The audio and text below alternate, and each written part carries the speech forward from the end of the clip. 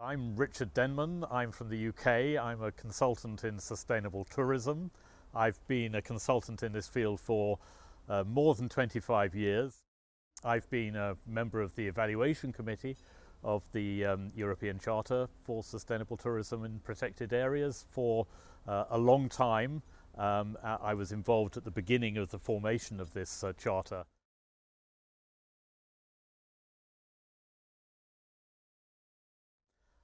When you think about what are the benefits of tourism, and particularly that sustainable tourism to local people, I mean, clearly it is a source of income, it's a source of employment. Too many people, to my mind, though, stop at that and they say it's all just about the economy. But for me, it's much more. It's about an interface, an interaction.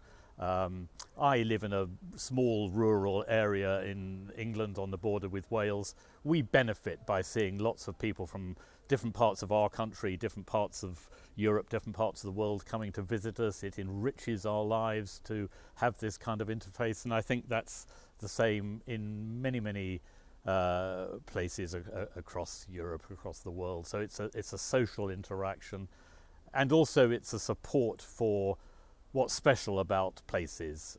Tourism spending tends to go into the support for local heritage, for nature conservation through admission fees to parks and protected areas and so on. So it's an economic force, but it's an economic force that supports special things about special places, and local people living in those areas do benefit from it, and sometimes they take that for granted. They don't realize that the tourism money is there to support the places that they personally enjoy and value in their own communities. It's a win-win for people.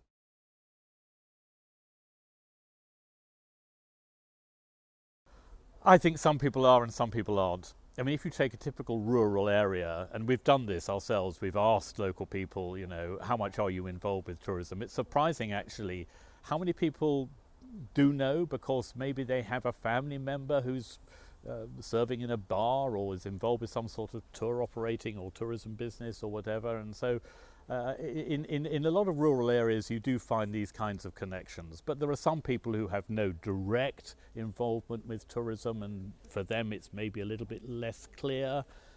So yes, some people do know, some people don't, but we have to keep on explaining it, and that's important.